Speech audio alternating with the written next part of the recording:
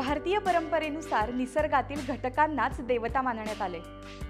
मग देवता मानलंय तर त्यांचं संरक्षण करण्याची वेळ का आली? म्हणजेच निसर्ग संवर्धन। निसर्ग संवर्धन म्हणजे नक्की काय? ते कसं केलं पाहिजे? ते कोण करू शकतं? या विषयावर संवाद साधण्यासाठी आज आपण आलोय डॉक्टर सुरुची पांडे मॅम यांना भेटायला। आपण थोडक्यात त्यांचा परिचय करून घेऊया।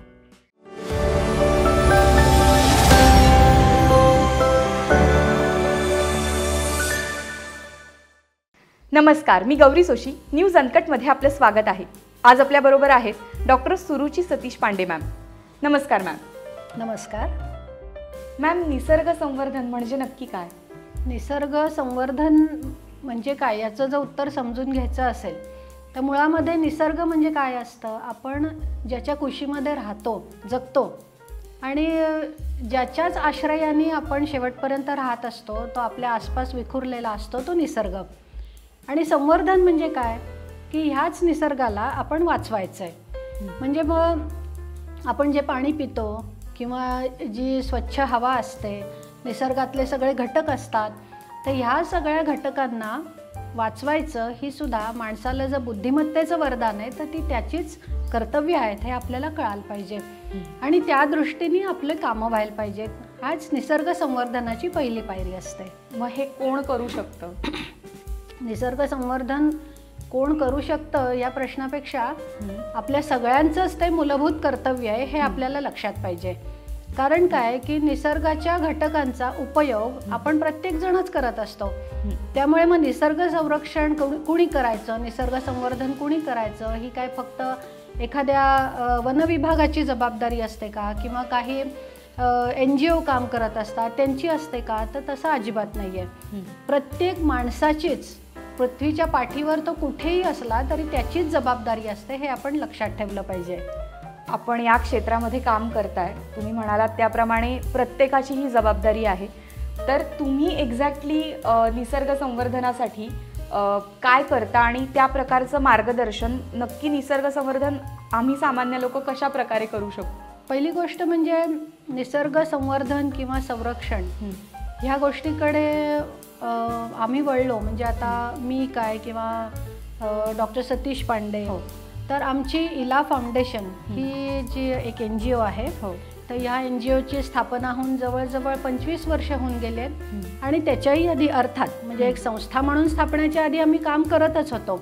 आणि मुख्य मुद्दा हाच की निसर्गाच्यासाठी निसर्ग जर इतकं भरभरून आपल्याला देत असतो, पाऊस पडतो, इतकं अन्नधान्य आपल्याला निसर्ग देत असतो, तर त्याच्याबद्दल आपण काय करू शकतो?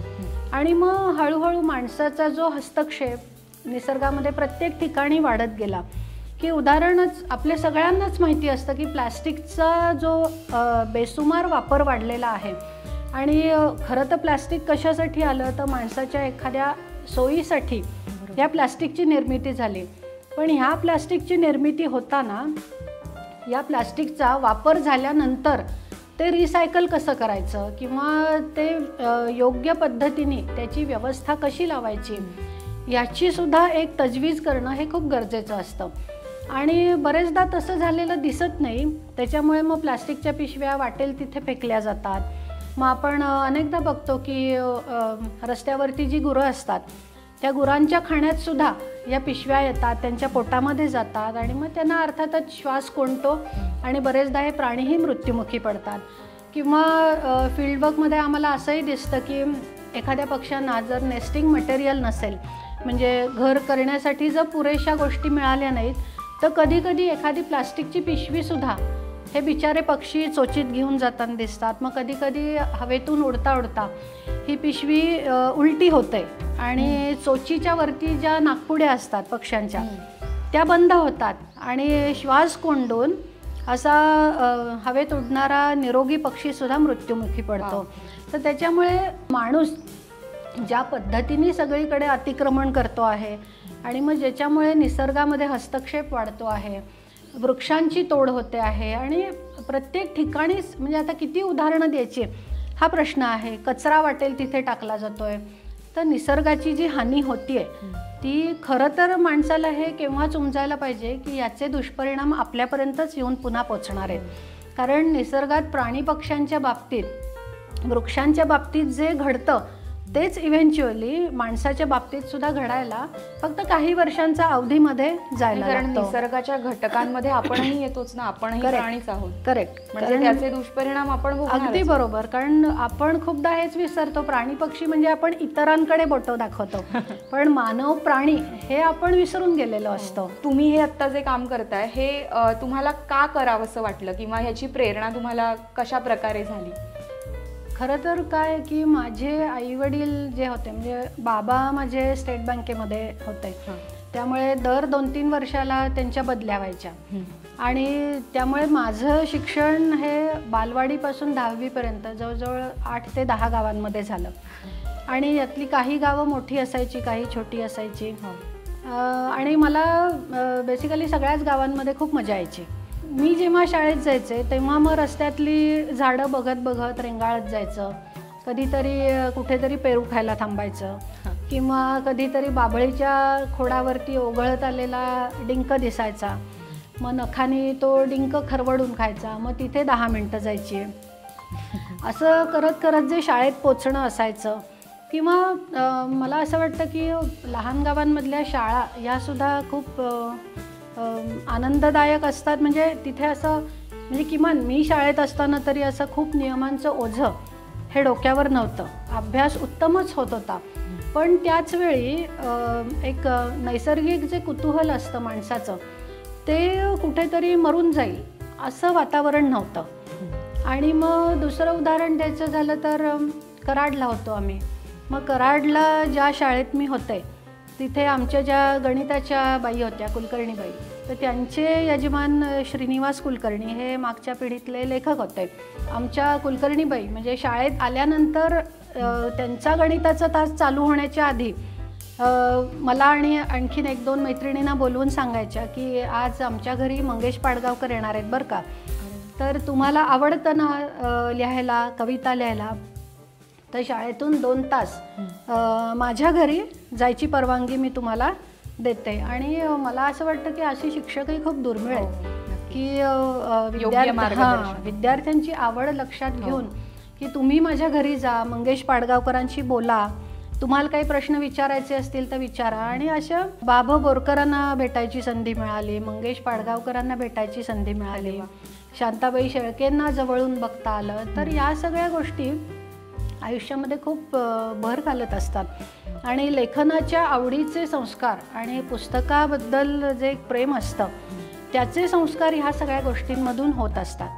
म्हणजे आजही मला, आता मी स्वतः 76 पुस्तकं आजवर लिहिलेली आहेत, अजून 6 पुस्तकं माझी आता प्रेसच्या वाटेवर आहेत, पण मला स्वतःला सुद्धा अजून नवीन कोरं पुस्तक, ते मी लिहिलेलं असलं किंवा नसलं हा भाग वेगळा, पण कुठल्याही लेखकाचं ते नवीन कोरं पुस्तक विकत घेणं, मी ग्रंथालयात आल्यानंतर वाट बघीन आणि मग घेईन असं नाही, स्वतः विकत घेणं, त्या कोऱ्या पुस्तकाचा एक छान कोरा वास असतो आणि मग ते पुस्तक वाचायला घेणं, या सगळ्याची गंमत खूप असते.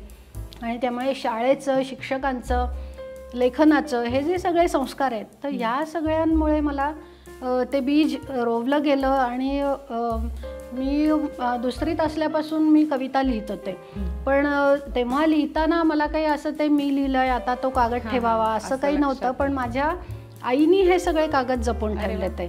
आणि त्यामुळे मी 9वीत असताना या कवितांचं पहिलं पुस्तक जे झालं, तर ते आईच्या जागरूकतेमुळे आणि हवी तितकी पुस्तकं हवी तितके वेळा आईवडील आणून द्यायचे, त्यामुळे पुस्तकांचं, लेखनाचं, अभ्यासाचं प्रेम हे तेव्हापासून लागलं.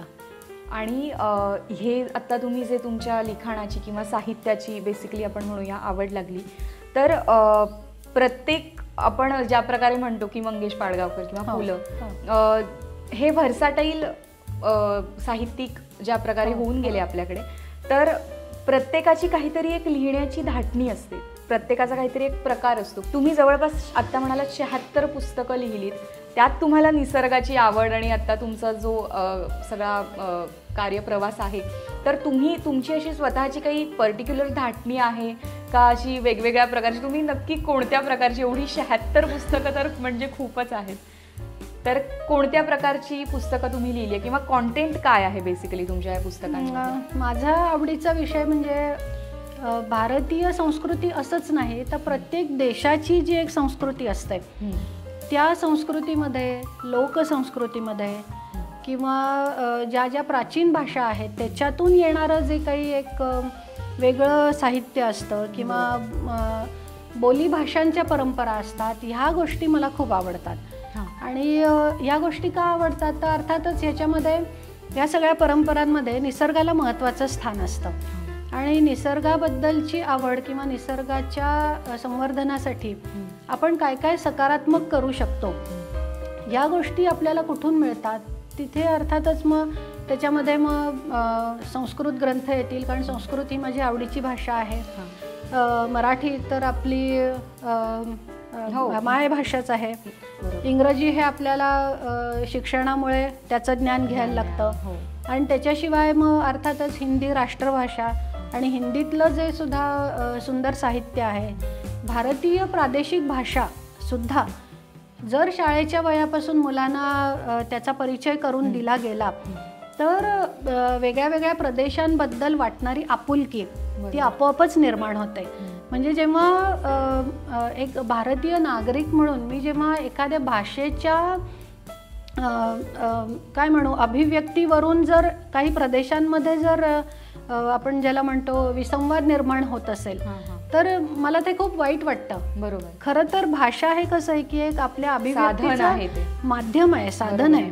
आणि जर अधिकाधिक भाषा आपल्याला येत राहिल्या तर आपोआपच हा अख्खा भारत माझा आहे हे रुजण्यासाठी त्याचा उपयोग होऊ शकतो. हे कुठेतरी विसरतंय, याचं मला फार वाईट वाटतं. मग तुमच्या या पुस्तकांमध्ये ट्रान्सलेटेड पुस्तकंही आहेत? आहेत. अनुवादित पुस्तकं निश्चितच आहेत आणि अनुवादित पुस्तकांमध्ये इंग्रजीतून मराठीमध्ये मी खूप जास्त काम केलेलं आहे. कोणत्या भाषांमध्ये? नाही, इंग्रजीमध्ये जी खास करून म्हणजे त्यातलं माझ्या विशेष आवडीची पुस्तकं म्हणजे पॉल ब्रंटन यांचं जे इजिप्तवरचं पुस्तक आहे ते मराठीत आणण्याची मला वाव पब्लिकेशननी संधी दिली. त्याच्यानंतर दुसरं आवडीचं पुस्तक म्हणजे सगळ्यांना जे परिचयाचं नाव आहे परमादरणीय दलाई लामा यांचं. तर त्यांचं जे चरित्र आहे माय लँड अँड माय पीपल तर ते मराठीमध्ये आणण्याची संधी ही मला मिळाली आणि मनोविकास प्रकाशनने ते आणलं. तुम्ही भेटलात? हो, बरोबर. मी दलाई लामांना भेटण्याची मला 3 वेळा संधी मिळाली. हे मी माझं भाग्य समजते.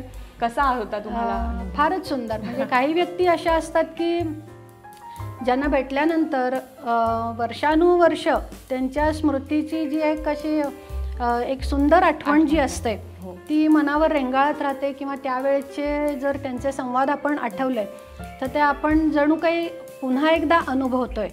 इतकं प्रभाव टाकणारं त्यांचं व्यक्तिमत्व असतं आणि अशा व्यक्तिमत्वांमध्ये परमादरणीय दलाई लामांचं नाव मी निश्चितच घेईन. म्हणजे थोडक्यात तुम्ही वेगवेगळ्या प्रकारची पुस्तकं, वेगवेगळ्या भारतीय संस्कृतींवर आधारित काही अनुवादित पुस्तकं असं कलेक्शन आहे असं म्हणायला हरकत नाही. बरोबर आहे. संस्कृत साहित्यामध्ये जे पक्षी येतात त्या संदर्भामध्ये तुम्ही PhD केली आहे, तर त्या थेसिसबद्दल काय सांगा? संस्कृत मी मगाशीच सांगितलं की माझी खूप आवडती भाषा आहे आणि ही दुसरी म्हणजे माझी पहिली PhD एका वेगळ्या विषयावर आहे. तो तत्त्वज्ञानाशी संबंधित आहे विषय आणि हा जो आहे पक्ष्यांच्या संदर्भात आहे. आणि खरं तर ह्या PhDचं काम कसं सुरुवात झाली, थोडंसं आमच्या इला फाउंडेशनचं काम जेव्हा चालू झालं आणि इला फाउंडेशन जेव्हा वेगळ्या वेगळ्या प्राणी, पक्षी, वृक्ष किंवा अशा निसर्गाच्या विविध घटकांवर जेव्हा आम्ही अभ्यास करायला लागलो तर तेव्हा डॉक्टर सतीश पांडे यांच्याबरोबर घरात चर्चा करताना की अमुक एका पक्षाचा संदर्भ आहे तर याला आपल्याकडे जुन्या काळामध्ये काय म्हटलं जायचं किंवा असे संदर्भ मी शोधायला सुरुवात केली. आणि मग जणू काही एका वेगळ्या अनोख्या विश्वाचं दालनच उघडलं गेलं. आणि मग वेदांपासून आधुनिक काळापर्यंत महत्त्वाचे टप्पे ज्याच्यातून मिळतील तरीही जवळजवळ 500च्या वर संस्कृत ग्रंथ मी वाचले आणि मी त्यात जिथे जिथे पक्ष्यांचे, प्राण्यांचे, वृक्षांचे संदर्भ येतील ते टिपून ठेवले. आणि PhD-साठी म्हणजे आपल्याला डिग्रीसाठी जेव्हा काम करायला लागतं तेव्हा ते खूप छोटं करायला लागतं, म्हणून मग मी त्याच्यातल्या पक्ष्यांच्या संदर्भांवर थोडंसं अधिक लक्ष केंद्रित केलं. आणि मग वेदांपासून आजपर्यंत जे जे पक्ष्यांचे संदर्भ आले, तर हे पक्ष्यांचे संदर्भ कसे आलेले आहेत, म्हणजे त्याच्यामध्ये एखाद्या पक्षाचं डिस्क्रिप्शन कसं आहे किंवा त्या पक्षाबद्दल काही वैशिष्ट्यपूर्ण माहिती दिली आहे का, की काही ठिकाणी रंग अधिक सांगितला आहे का, किंवा तो पक्षी एखाद्या हॅबिटॅटमध्ये म्हणजे तो जलचर पक्षी आहे का, तो शिकारी पक्षी आहे, असं काय काय वर्णन आपल्याला मिळतं. अशा सगळ्या गोष्टी मी शोधण्याचा प्रयत्न केला. आणि मग आता हा एक मूळ संदर्भ कसा आहे तो टिपून ठेवणे हा एक टप्पा झाला. पण पुढे जाऊन दुसरा टप्पा सुरू होतो की ह्या पक्षाचं जे नाव आहे संस्कृत प्राचीन काळामध्ये दिलं गेलेलं, तर ते नाव आपण कसं आयडेंटिफाय करू शकतो. म्हणजे आजच्या काळामध्ये पक्षीशास्त्रीय दृष्टिकोनातून म्हणजे ऑर्निथॉलॉजिकली एखाद्या पक्षाला अमुक एक नाव असेल, तर संस्कृत वाङ्मयामध्ये प्राचीन काळी आलेला तो हाच पक्षी आहे का दुसरा आहे का अन्य काही पर्याय आपल्याला मिळू शकतात. तर याच्यासाठी अर्थातच पक्षी संशोधकांची मदत घ्यायला लागते. मग दुसरं म्हणजे संस्कृत वाङ्मयामध्ये बरेच लेक्झिकॉन्स नावाचे म्हणजे समानार्थी शब्द सांगणारे असे खूप ग्रंथ असतात. तर अशा ग्रंथांवरती सुद्धा मला अभ्यास त्यांचा करायला लागला. कारण काय की एखादा संस्कृत शब्द सोडवताना व्याकरणदृष्ट्या सुद्धा तो आपल्याला सोडवायला लागतो. आणि व्याकरणातून सुद्धा आपल्याला पक्षाची खूप रंजक माहिती मिळते. हा सुद्धा एक खूप छान आस्पेक्ट त्या अभ्यासाला मला मिळाला. आणि मग एकूण या सगळं फ्रेमवर्क काय होतं ते प्राचीन वाङ्मयामध्ये ह्या पक्ष्यांचे उल्लेख आहेत, त्याची वर्णनं अशी आहेत, त्याच्यातून मला रंग, रूप किंवा त्याचं जे काही प्रदेशनिष्ठता हे सगळं वर्णन कळत असेल. आणि मग आज हे वर्णन पक्षीशास्त्रीय दृष्टिकोनातून कुठल्या पक्षाला लागू होतं. मग आपण निश्चित स्वरूपामध्ये वेदांमध्ये आढळणारा किंवा कालिदासाच्या साहित्यात आढळणारा हा पक्षी तो आजच्या भाषेमधला हा पक्षी आहे हे आपण त्याचं आयडेंटिफिकेशन करू शकतो. समजा वेदांचा काळ आपण एक 8,000 वर्ष 10,000 वर्ष प्राचीन असं म्हटलं म्हणजे आपल्याला काळांच्या वादात शिरायचं नाहीये, कारण प्रत्येक ठिकाणी सगळ्या संशोधकांची मतं वेगळी असतात. पण आपण एक उदाहरणासाठी असं म्हटलं की समजा ऋग्वेदाचा काळ हा 8 ते 10,000 वर्ष प्राचीन होता, तर त्या ग्रंथामध्ये ज्या पक्ष्यांचे उल्लेख आहेत ते प्राणी आणि पक्षी आजही मला भारताच्या भूमीमध्ये आढळतात.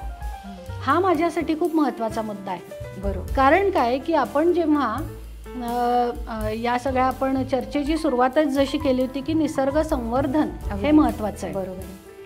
मग जो मुद्दा होता की निसर्गातल्या घटकांना आपण देव मानतो, तर मग त्यांना वाचवायची गरज निर्माण का व्हावी. मग हे जे संस्कृतीतलं सातत्य आहे, मग ते 8-10 हजार वर्षांपूर्वीपासूनचे प्राणी पक्षी जर आजही मला भारताच्या भूमीत आढळत असतील, तर हे सगळं वाचण्यामध्ये निश्चितच संस्कृतीचा खूप मोठा वाटा आहे. किंवा आपल्या पूर्वजांनी जी एक निसर्गपूरक अशी जीवनदृष्टी आपल्याला दिली होती, जी हळूहळू आपण विसरतोय, तर ह्या जीवनदृष्टीला सुद्धा एक रिइंटरप्रेट करणं, ती सोपी करून लोकांसमोर आणणं, या गोष्टी आपल्याला खूप आवश्यक आहेत. पण मग असे काही तुम्हाला पक्षी अभ्यासक्रमामध्ये जाणवले का की जे नामशेष झाले आतापर्यंत? भारताच्या संदर्भामध्ये एखाद्या बदकाचा म्हणजे पिंक हेडेड डक नावाचं एक डक होतं. पण ते सुद्धा म्हणजे ब्रिटिश काळापर्यंत संस्कृत साहित्यामध्ये ज्या पद्धतीने वर्णने यायची तर तसं ते आढळत होतं असे आपल्याला संदर्भ मिळतात. पण एकूण या सगळ्या आधुनिकीकरणाच्या किंवा विकासाच्या रेट्यामध्ये एखाद्या प्राणी पक्षी वृक्षांनी नामशेष होणं हे भारताच्या भूमीमध्ये अजून तरी फारसं घडलेलं नाहीये. आणि म्हणून इथे भारत निसर्गाच्या बाबतीत सुद्धा एक मार्गदर्शकाची भूमिका निश्चित घेऊ शकतो. कारण संवेदनशीलता असणं निसर्गातल्या घटकांबद्दल हे आपल्याला भारताच्या तत्वज्ञानामध्ये खूप दिसतं. खूपच भारतीय संस्कृती जर का बरोबर मार्गदर्शक आहे. ठरत असेल तर आपल्यासाठी अभिमानाची ही गोष्ट आहे आणि हे सातत्य ठेवणंही नक्कीच गरजेचं आहे. ऐतिहासिक वारसा लाभलेला मराठ मुलूक महाराष्ट्र. या महाराष्ट्राला विविध रंगी छटा आहेत. साहित्य, कला, पर्यटन, नृत्य, भाषा, संत परंपरा अशा विविधतेने तो नटलेला आहे. हीच गौरवशाली विविधता जपत स्वरंग मराठी केवळ महाराष्ट्राच्या सांस्कृतिक संहितेपुरते मर्यादित न राहता समकालीन नवकल्पनांवर आधारित कार्यक्रमांद्वारे मराठी मनोरंजन विश्वात स्वतःची एक अनोखी जागा निर्माण करत आहेत. मराठी मनोरंजन क्षेत्रातील उत्तम दिग्दर्शक, लेखक आणि निर्मात्यांच्या प्रतिभेचा पुरेपूर वापर करून मनोरंजनाचा आगळा वेगळा रंग उधळण्यास आम्ही सज्ज आहोत.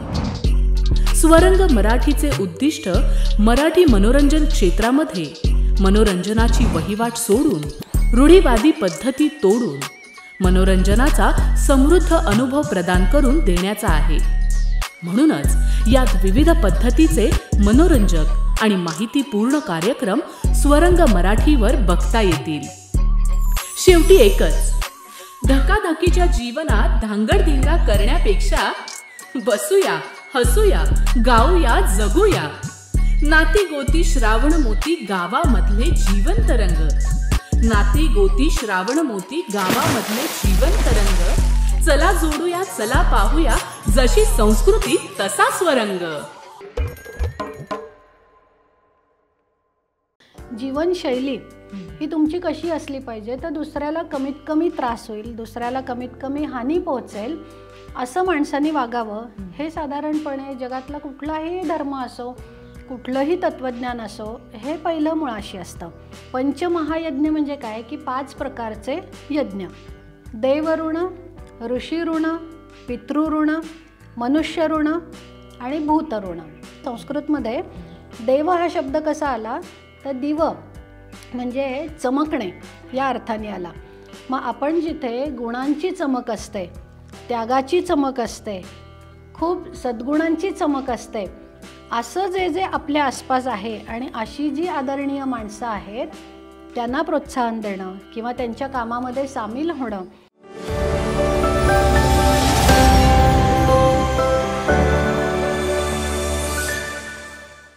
भारतीय तत्वज्ञानामध्ये दैनंदिन जीवनामध्ये आपण निसर्गासाठी काय करू शकतो याबद्दल काही सांगितलंय का?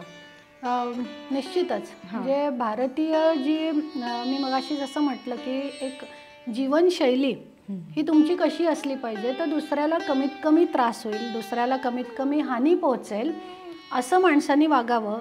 हे साधारणपणे जगातला कुठलाही धर्म असो, कुठलंही तत्त्वज्ञान असो, हे पहिलं मुळाशी असतं. मग भारतीय तत्त्वज्ञानाचा जर संदर्भ द्यायचा तर प्राचीन काळामध्ये पंचमहायज्ञांची कल्पना होती. पंचमहायज्ञ म्हणजे काय की 5 प्रकारचे यज्ञ. म्हणजे या यज्ञांच्या माध्यमातून आपण 5 जणांचं ऋण हे आयुष्यातून चुकतं करायचं असतं अशी कल्पना होती. मग ही ऋणं कोणती होती? पहिलं म्हणजे देवऋण. देवऋण, ऋषीऋण, पितृऋण, मनुष्यऋण आणि भूतऋण. तर म्हणजे या 5चे अर्थ काय होतात? आता तुमच्या लक्षात येईल की प्रत्येक वेळी मी काहीतरी बाहेर जाऊन करेन किंवा माझं जे दैनंदिन जीवन आहे ते काहीतरी वेगळं आहे आणि मग मी निसर्ग किंवा पर्यावरण वाचवण्याच्या चळवळीमध्ये रविवारी सामील होईल असं काहीही नव्हतं आपल्या देशामध्ये. ही जी 5 ऋण चुकती करण्याची कल्पना आहे ती आता मी थोडी स्पष्ट करते की पहिलं आहे देवऋण. देवऋण म्हणजे काय की आपण सर्वसाधारणपणे म्हणतो की आपल्याला जे देवानी हे सगळं जीवन दिलेलं आहे किंवा पृथ्वीवरची सगळे संसाधनं निर्माण केलेली आहेत तर त्याच्यासाठी आपण देवाचे आभार मानायचे.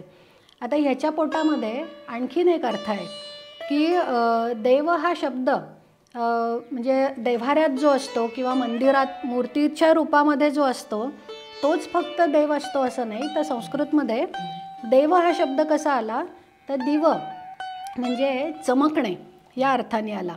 मग आपण जिथे गुणांची चमक असते, त्यागाची चमक असते, खूप सद्गुणांची चमक असते असं जे जे आपल्या आसपास आहे आणि अशी जी आदरणीय माणसं आहेत त्यांना प्रोत्साहन देणं किंवा त्यांच्या कामामध्ये सामील होणं म्हणजे देव्हाऱ्यातल्या देवाची पूजा हा एक त्याचा घटक झालाच, पण त्याच्याबरोबर बाहेर आपण देव कुठे कुठे शोधू शकतो, तर तो अशा सद्गुणांच्या रूपाने शोधू शकतो. म्हणून या सगळ्यांना मदत करणं किंवा आपल्याकडून होईल तेवढं त्यांना प्रोत्साहन देणं हे म्हणजे देवऋण आहे.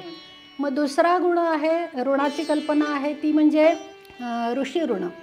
ऋषी ऋण म्हणजे काय की साधारणपणे आपले जे प्राचीन पूर्वज होते किंवा ज्यांनी ग्रंथरचना केल्या, समाजाला दिशा दाखवण्याचं काम केलं, तर अशा सगळ्या व्यक्तींना आपण ऋषी म्हणतो, ऋषितुल्य व्यक्तिमत्व म्हणतो. तर त्यामुळे ह्या लोकांच्या शिकवणीला अनुसरून आपलं वागणं असलं पाहिजे. हे असं वागणं म्हणजे ऋषी ऋण चुकतं करणं आहे. मग तिसऱ्या पातळीवर कोण येतं? पितृऋण. पितृ म्हणजे काय? आपल्या पितरांच्या बद्दल जे ऋण असतं ते. मग आता पितर म्हणजे की पितृ जे असतात ते एका कुटुंबाशी निगडीत आपले पितर हे वेगळे असतात, पण एखाद्या देशाचं भवितव्य घडवणारे अशी सुद्धा एक एक पिढी जी आपल्या मागे होऊन गेलेली असतात, तर ते सुद्धा आपल्यासाठी आदरणीय असतात. तर त्याच्यामुळे आपल्या घरासाठी काम केलेली, समाजासाठी काम केलेली, देशासाठी काम केलेली ही जी सगळी मोठी माणसं आहेत ती म्हणजे आपले पितृच आहेत. तर त्याच्यामुळे त्यांनी घालून दिलेल्या मार्गावर देशासाठी काहीतरी करत राहणं हे त्यांचं ऋण चुकवणं आहे. नाहीतर मग कसं होतं ना की एखाद्या महनीय व्यक्तिमत्वाच्या जयंतीच्या दिवशी एखादा कार्यक्रम आयोजित करायचा, भाषण करायचं, दुसऱ्या दिवसापासून त्या व्यक्तिमत्वाचा आणि आपल्या जीवनाचा संबंध राहत नाही. तर असं करण्यापेक्षा दैनंदिन जीवनामध्ये रोज त्यांचं स्मरण ठेवून आपलं वर्तन असणं. मग हे झाले 3 प्रकार. चौथं ऋण कुठलं असतं? मनुष्य. तर अर्थातच आपले जे फेलो बिईंग्ज असतात म्हणजे आपले जे बांधव असतात त्यांच्यासाठी आपण निश्चितच काम करायला पाहिजे, कारण ते माणुसकीचं लक्षण आहे. तर त्याच्यामुळे आपल्याला होईल तेवढ्या माणसांना मदत करत राहणं हे झालं मनुष्य ऋण. आणि 5वं अर्थातच जसं म्हटलं निसर्गपूरक जीवनशैली, तर भूत ऋण. भूत म्हणजे काय की जे सगळे भूतमात्र प्राणीमात्र असतात त्या सगळ्यांसाठी आपण काही ना काहीतरी अन्नधान्य ठेवणं किंवा अन्नधान्याची व्यवस्था करणं हे म्हणजे भूतऋण. त्यातून आपण चुकतं करतो. मग आता इथे मला एक थोडीशी भर घालावीशी वाटते की बरेचदा शहरामध्ये राहताना काल राहिलेली शिळी पोळी आज खपत नाही म्हणून मी तिचे तुकडे करून पक्ष्यांना ठेवते. हे भूतऋण चुकवण्याचं निश्चितच उदाहरण नाही आहे. कारण माणसाने निसर्ग संवर्धनाच्या गोष्टी करताना पहिल्यांदा काय लक्षात ठेवलं पाहिजे की प्राणी पक्ष्यांचं जे नैसर्गिक अन्न असतं, मग तुम्ही त्याच्याऐवजी बाजरी ठेवा, ज्वारी ठेवा. पक्ष्यांना रोज जर खाऊ पिऊ घालायचं असेल, कारण आता बरेचदा शहरातही खूप जागरूकतेने लोक याच्यासाठी काम करत असतात, तर त्याच्यामुळे मातीच्या परळामध्ये तुम्हाला जर रोज पक्ष्यांसाठी काही ठेवायचं असेल तर जे धान्य आहे मग त्याच्यामध्ये राळं असेल, बाजरी असेल, ज्वारी असेल, तांदूळ असतील आणि अर्थातच ज्याला बोरिक पावडर लावलेली नाही, कारण काय की त्याच्यातून पुन्हा विषबाधा होऊ शकते. तर अशा अनेक गोष्टींची काळजी घेऊन आपण दैनंदिन जीवनामध्ये ह्या सगळ्या गोष्टी करत असतो. आणि त्याच्यामुळे मला वारंवार असं वाटतं की भारतीय संस्कृती, भारतीय तत्त्वज्ञान ह्या सगळ्या आपल्या चिंतकांनी एवढे मूलभूत विचारांचं आपल्याला खरं तर दान दिलेलं आहे, ते पुन्हा एकदा सोपं करून लोकांसमोर आणणं आणि ते आम्ही सतत म्हणतो की रिइंटरप्रिट करणं. आणि इतर कोणी काय सांगतात ह्याच्यापेक्षा जर प्रत्येक माणसाने मूळ ग्रंथामध्ये काय सांगितलं आहे ते जर स्वतः समजून घेण्याचा प्रयत्न केला तर त्यातील जे अनेक दडलेले अर्थ असतात ते आपल्यासमोर अर्थातच यायला लागतात. आणि याच्यासाठी मला एक पुस्तक दाखवायला आवडेल आणि हाच विषय धरून हे एक जे फोना अँड डेइटीज हे पुस्तक मी आणि डॉक्टर सतीश पांडेनी आम्ही दोघांनी मिळून लिहिलेलं आहे. त्यात ह्या अख्ख्या पुस्तकाचा भाव हाच आहे की प्राचीन परंपरेनुसार जी देवतांची कल्पना मांडलेली आहे त्या देवतांबरोबर कुठले प्राणी पक्षी जोडलेले आहेत, तर ह्याचं जवळजवळ 7-8 वर्ष आम्ही डॉक्युमेंटेशन केलेलं आहे. आणि हे रेफरन्सेस घेऊन शिल्पकलेमध्ये हे कसे दिसतात, म्हणजे ज्या मूर्ती घडवलेल्या असतात त्या अर्थातच शिल्पकला हा एक खूप भारतीय संस्कृतीचं खूप मोठं सुंदर देखणं वैशिष्ट्य आहे. म्हणजे मला तर नेहमी असं वाटतं की कुठलंही दगडातलं शिल्प पाहिलं तर ती दगडात उमटलेली एक कविता असते आणि ती कवितासुद्धा आपल्याला समजून घ्यायला लागते. तर त्यामुळे या पुस्तकामध्ये खूप सुंदर तुम्हाला असं दिसेल की संपूर्ण शिल्पकलेचा आधार घेऊन या पुस्तकाची मांडणी केलेली आहे आणि या सगळ्या देवता कल्पनामध्ये प्राणी पक्षी निसर्ग कसा जोडलेला आहे हे स्पष्ट करण्याचं काम केलं आहे. त्याच्याशिवाय हे दुसरं एक पुस्तक आहे की मगाशी मी म्हटलं की गौतम बुद्धांचं चरित्र आणि गौतम बुद्धांचा उपदेश हा माझा एक स्वतःचा खूप जिव्हाळ्याचा विषय आहे. त्यामुळे अर्थातच हे पुस्तक आम्ही मुद्दामून केलं आवर्जून. या पुस्तकाचं नाव आहे flora fauna and nature in Buddhist thought. म्हणजे गौतम बुद्धांनी जे उपदेश केलेले आहेत त्या उपदेशांमध्ये निसर्गाला कसं स्थान आहे आणि निसर्गाला किती आदराचं स्थान दिलेलं आहे हा विषय आम्ही ह्याच्यामध्ये मांडलेला आहे. आणि पुन्हा ह्याच्यामध्ये सगळे जे बौद्ध दर्शनाशी निगडीत जी काही शिल्पकला आहे त्या शिल्पकलेतून हे सगळं संदेश आपल्याला कसा मिळतो. म्हणजे उदाहरणच द्यायचं झालं तर असं हे खूप आमच्या आवडीचं हे एक पुस्तक आहे. याच्याशिवाय आणखीन एक पुस्तक नुकतंच माझं प्रकाशित झालं ते हे पुस्तक आहे आणि या पुस्तकाचं नावच खूप स्पष्ट आहे की flora fauna and nature conservation values in Indian culture. तर ह्या पुस्तकासाठी पुण्यामध्ये जी प्रख्यात संस्था आहे भांडारकर ओरिएंटल रिसर्च इन्स्टिट्यूट, तर या ठिकाणी इन्फोसिस स्कॉलर या पदावर मी काम करत होते आणि मी हा विषय घेतला. आणि आत्ता इतका वेळ जे आपण बोलतोय तर तोच भाव किंवा तेच सूत्र पकडून या पुस्तकाची मांडणी केली आहे. आणि या पुस्तकामध्ये साधारण 1736च्या सुमाराचं एक संस्कृत ग्रंथ होता आणि व्रतराज हे त्याचं नाव होतं.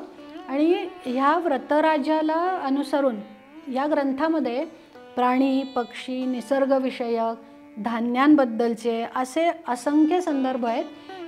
ते संदर्भ घेऊन मी ते अर्थ लावण्याचं काम केलं आणि मग हे अर्थ लावता लावता एवढ्या आपण ज्याला आश्चर्यकारक किंवा अमेझिंग गोष्टी म्हणू शकतो अशा आपल्यापुढे येत राहिल्या.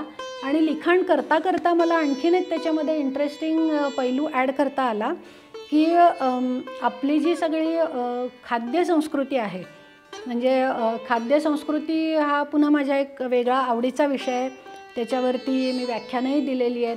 आणि आज आपण जे एखाद्या सणावाराला अनुसरून जे काही पदार्थ करतो तर अर्थात पदार्थ करतो म्हणजे त्याच्यासाठी लागणारे जे घटक असतात ते निसर्गातून आपल्याला मिळत असतात.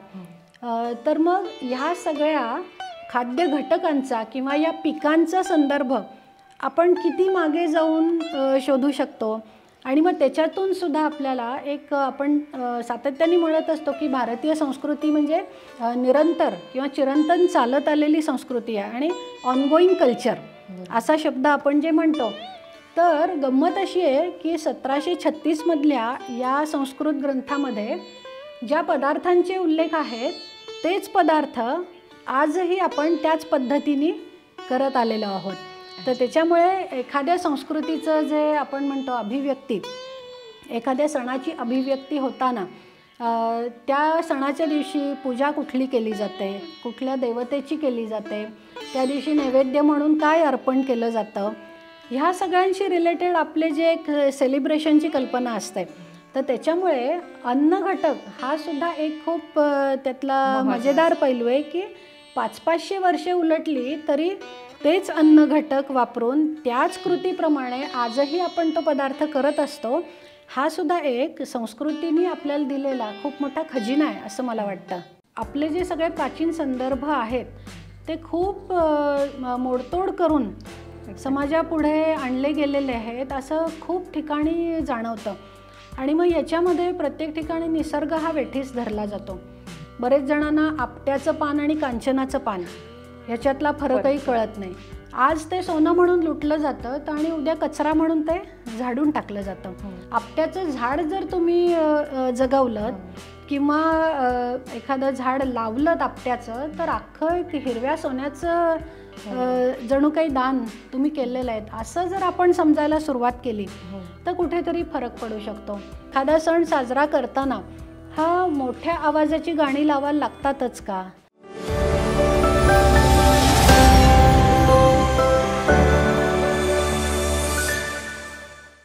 तुम्ही आत्ता एवढं सगळं विविध विषयांवरती सांगितलं आणि या सगळ्याचं बॅकग्राऊंड आहे भारतीय संस्कृती निश्चित किंवा भारतीय तत्त्वज्ञान, भारतीय संस्कृती. पण मला म्हणायचं आहे की आत्तापर्यंत आपल्याला असं दिसत येतं आहे की किंवा हल्लीच्या दिवसांमध्ये की किंवा एक साधारण 20 ते 25 वर्षांपूर्वी हा प्रकार जास्ती होता की अंधश्रद्धा वेगवेगळ्या प्रकारच्या की ज्या आपलं खरं तर तत्त्वज्ञान काहीतरी प्रॅक्टिकली वेगळं सांगण्याचा प्रयत्न करत आहे पण आपण काहीतरी त्यातनं वेगळंच घेतोय आणि आपल्या सोयीनुसार किंवा चुकीचं इंटरप्रिटेशन करून आपण त्याप्रमाणे पुढे वागत आलोय आणि ज्याचा त्रास निसर्गाला होतोय. जसं की आता मकर संक्रांतीच्या वेळेस किंवा दिवाळीच्या वेळेस वगैरे की फटाक्यांचा किंवा गुलालाचा किंवा मांजाचा, बेसिकली मांजामुळे इतके पक्षी अडकतात त्याच्यात आणि मृत्युमुखी पडतात.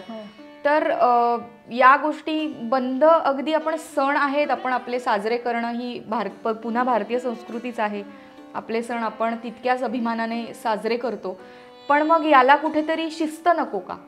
किंवा असली तर ती आपण कशा प्रकारे पोहोचवू शकतो? की खूप छान प्रश्न आहे आणि खूप रिलेव्हंट आहे. कारण काय की आपले जे सगळे प्राचीन संदर्भ आहेत ते खूप मोडतोड करून समाजापुढे आणले गेलेले आहेत असं खूप ठिकाणी जाणवतं. आणि मग याच्यामध्ये प्रत्येक ठिकाणी निसर्ग हा वेठीस धरला जातो.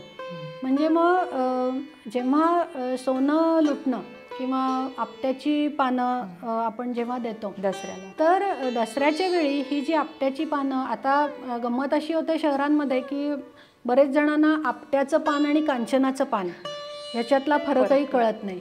तर त्याच्यामुळे आधुनिक काळानुसार जर आपल्याला पुढे जायचं असेल तर सण साजरे करण्याचं परिमाण किंवा त्याचे एक काय म्हणू आपण पॅटर्नसुद्धा जर बदलले तर खूप बरं होईल. कारण मी 2-3 उदाहरणं देऊन मुद्दाम सांगते की जी आपण आपट्याची पानं जी दरवेळी आदल्या दिवशी बाजारामध्ये विकायला आणली जातात तर शहरातले किती माणसं आपट्याची झाडं लावतात? म्हणजे जेव्हा तुम्ही एखादा निसर्गातला घटक ओरबाडता तेव्हा तो रिप्लांट होतो का नाही? किंवा वडाचं झाड, किंवा वडाचं झाड असतं, रस्ता रुंदीकरणामध्ये किती झाडं तुटतात. आणि मग हे जर शहरामध्ये मागणी असेल तर ती कुठेतरी ग्रामीण भागातून मागणी पुरवली जाते. आणि मग कुठली तरी झाडं ही सातत्याने त्या सणाच्या वेळी तुटतायत पण ती तुटतायत तर ती दुसरी नवीन झाडं लावली जात आहेत का नाही हे भान कुठेतरी सुटलेलं असतं. आणि मग आपट्याची पानं लुटल्यानंतर आज ते सोनं म्हणून लुटलं जातं आणि उद्या कचरा म्हणून ते झाडून टाकलं जातं. पालापाचोळ्यामध्ये त्याचं रूपांतर होतं. तर त्याच्यामुळे एखादं आपट्याचं झाड जर तुम्ही जगवलं किंवा एखादं झाड लावलं आपट्याचं तर अख्खं एक हिरव्या सोन्याचं जणू काही दान तुम्ही केलेलं आहे असं जर आपण समजायला सुरुवात केली तर कुठेतरी फरक पडू शकतो. आणखीन एक उदाहरण द्यायचं झालं तर दिवाळीच्या आधी बरेचदा चुकीच्या समजुतींमुळे घुबड या पक्षावरती खूप गदा येते. चुकीच्या कारणांसाठी घुबडांना जंगलातून ट्रॅप केलं जातं किंवा विकलं जातं, त्यांना बळी दिलं जातं. तर त्याच्यामध्ये खूप चुकीच्या कल्पना असतात की असं आपण केलं तर लक्ष्मी आपल्याकडे राहते किंवा अशा लक्ष्मीचं वाहन आहे. मग खरं तर अदरवाईज आपण घुबडाला अपशकुनी म्हणून कुठल्याही पक्षाला शकून अपशकुनांच्या कल्पना चिकटवणं हे सुद्धा एक माणसाचंच वैशिष्ट्य. तुम्ही मागे बोलता बोलता असं म्हणाला होतात की जर का घुबडाला बोलण्याची क्षमता आली तर तो पहिल्यांदा म्हणेल माणूस अपशकुनी आहे. करेक्ट. कारण काय की माणसाचं तोंड पाहिल्यानंतर त्याच्या जीवावरचं संकट येत असतं. त्यामुळे माणसानं खरं तर कळलं पाहिजे की निसर्ग चक्रामधले हे सगळे घटक आहेत. दिनचर पक्षी असतात, तसे निशाचर असतात आणि प्रत्येकजण आपापलं एक स्थान सांभाळून तो त्यावेळी त्याचं जीवनयापन करत असतो. पण माणूस इतक्या ठिकाणी अतिक्रमण करत असतो, फटाक्यांचं उदाहरण दिलं तर अनेकदा अशा फील्डमध्ये काम करताना गोष्टी आमच्या डोळ्यासमोर येतात की खूप मोठा आवाज झाला किंवा खूप मोठा फटाक्यांचे आवाज झाले तर हरणासारखे काही प्राणी हे मृत्युमुखी पण पडतात. कारण ते मुळातच खूप घाबरट असतात आणि खूप सेन्सिटिव्ह असतात. तर त्याच्यामुळे असे मोठमोठे आवाज किंवा एखादा सण साजरा करताना हा मोठ्या आवाजाची गाणी लावायला लागतातच का किंवा DJ आणायला लागतोच का. निसर्गाच्या संवर्धनाबाबत आणि संरक्षणाबाबत जागरूक होण्यासाठी काळजी घ्यायला पाहिजे असे तर खरं तर असंख्य मुद्दे आहेत. कारण माणसाने हा सगळा जो प्रदूषण वाढवणे किंवा निसर्गामध्ये हस्तक्षेप करणे किंवा काही वेळा निसर्गाचा जो आपण ज्याला म्हणतो कोअर एरिया असतो त्या ठिकाणी सुद्धा प्रत्येक वेळी एखादी सहल नेणे किंवा हे सगळं गरजेचं आहे का याच्यावरती खूप गांभीर्याने विचार व्हायला पाहिजे. कारण काही प्रदेश जसं आपण जुन्या संस्कृतीच्या उदाहरणाला धरून म्हणतोय की प्राचीन काळामध्ये जी वनांची संकल्पना मांडली होती तर त्याच्यामध्ये सुद्धा वनांचे 2-3 प्रकार म्हणजे जंगलांचे 2-3 प्रकार सांगितले होते की एक जो प्रकार आहे की तिथे वृक्षसंपदा ही खूप वाढली पाहिजे आणि त्या परिघाबाहेर राहणाऱ्या माणसांचं जर ते उपजीविकेचं साधन असेल तर त्या गरजा त्या तेवढ्या जंगलाचा जो काही आपण पॅच म्हणू तिथून भागल्या गेल्या पाहिजेत. हे असा एक प्रकार झाला. दुसऱ्या प्रकाराचं वर्णन करताना म्हटलेलं आहे की अरण्याचा एक भाग असा असावा की जिथे माणसांनी शिक्षण घ्यायला जावं. म्हणजे जी पूर्वीची गुरुकुलांची कल्पना होती तर ती गुरुकुलांची कल्पना इथे मांडलेली आहे. त्याच्यानंतर प्राणी पक्षी खूप निर्भयपणे विहार करतील असा एखादा भाग असला पाहिजे. आणि चौथ्या प्रकाराचं वर्णन करताना प्राचीन ग्रंथांमध्ये असा संदर्भ मिळतो की अरण्याचा काही भाग हा पूर्णपणे गहन असाच राहिला पाहिजे आणि निसर्ग हा त्याची काळजी घेत असतो आणि ह्या भागामध्ये माणसांनी कधीच प्रवेश करू नये. तर त्याच्यामुळे आपण ज्याला कोअर एरियाज म्हणतो ही कल्पना किती प्राचीन काळापासून आपल्या साहित्यामध्ये आहे, आपल्या देशाच्या इतिहासात आहे हे आपल्याला लक्षात येतं. आणि अर्थातच निसर्ग संपदा वाचण्यासाठी या सगळ्याचं खूप मोठं योगदान मिळतं. मग सणांचं जे एक विचित्र स्वरूप आपण म्हणजे प्राचीन ग्रंथांनी किंवा धर्मांनी हे काहीच नाही सांगितलेलं, हे माणसांनी सगळी जी एक मोडतोड करायला सुरुवात केलेली आहे आणि त्यातून मग पर्यायाने तुमचा आनंद राहतो बाजूला, निसर्गाला त्याची सजा. म्हणजे अनेकदा आता उदाहरण द्यायचं झालं तर मकर संक्रांतीच्या वेळी जे पतंगोत्सव साजरा होतो तर ह्यावेळी ज्या प्रकारच्या मांज्याचा उपयोग होतो त्यामुळे आता वर्तमानपत्रातही आपण वाचतो की माणसांचा गळासुद्धा स्कूटरवरून जाता जाता कापला जातो. प्राणी किंवा पक्षी हे तर अनेकदा मृत्युमुखी पडतातच. आणि ह्याच्यासाठी आता विविध प्रदेशांमध्ये म्हणजे महाराष्ट्रात सुद्धा किंवा गुजरातमध्ये सुद्धा ह्या काळाच्या सुमारास हा जो उत्तरायणाचा काळ असतो या काळामध्ये वनविभागाच्या कर्मचारी म्हणा किंवा अनेक NGO ह्या खूप स्वयंस्फूर्तीने काम करत असतात आणि शाळेतल्या मुलांनासुद्धा आपकी मजा इनकी सजा न बने असा मजकूर लिहून पत्रकं वाटली जातात. कारण ह्या काळामध्ये जखमी प्राणी पक्षी या विभागाकडे येण्याचं प्रमाण खूप वाढतं. तर त्याच्यामुळे माणसांनी जर ह्या बाबतीतही थोडा विचार केला की आनंदच साजरा करायचा असेल तर तो अधिकाधिक पर्यावरणपूरक कसा होईल. किंवा दुसरं एक उदाहरण द्यायचं झालं तर जे निसर्गासाठी खूप घातक ठरतं आहे की जे स्काय लँटर्न्स सोडले जातात आकाशामध्ये तर त्याला जे एक विशिष्ट प्रकारचा कागद असतो आणि अनेकदा हे लँटर्न्स आकाशामध्ये सोडले जातात.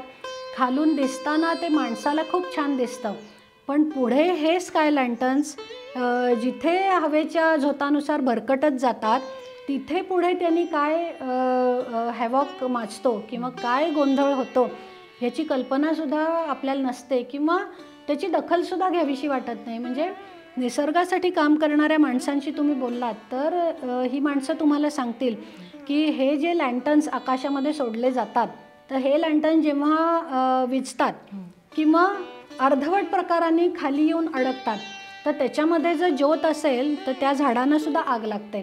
ज्या झाडावर येऊन ते पडतात किंवा ते एखाद्या माणसाच्या डोक्यावर चुकून पडले, त्या माणसाला इजा होऊ शकते. किंवा तो दिवा विझला आणि भरकटत हे सगळं फ्रेमवर्क जे काही बांबूचं कागदाचं फ्रेमवर्क असतं ते इथे तिथे जाऊन पडलं आणि ते रात्रीच्या वेळी जेव्हा पडतं, तर तेव्हा जे निशाचर पक्षी असतात त्यांना अनेकदा हे अचानक काय आलेलं आहे हे कळत नाही आणि अनेकदा हे पक्षी त्या फ्रेममध्ये अडकतात आणि मृत्युमुखी पडतात. तर अशा अनेक घटना घडत असतात. त्यामुळे माणूस हा सेन्सिटिव्ह प्राणी तर आहेच आहे. त्यामुळे त्याच्या सेन्सिटिव्हिटीला, संवेदनशीलतेला आवाहन करणं आणि आपला आनंद साजरा करण्याचा प्रकार हा निसर्गाला हानिकारक होत नाही आहे ना, हा थोडासा थांबून जर माणसाने विचार केला तर खूप गोष्टी सुसह्य होऊ शकतात असं मला वाटतं.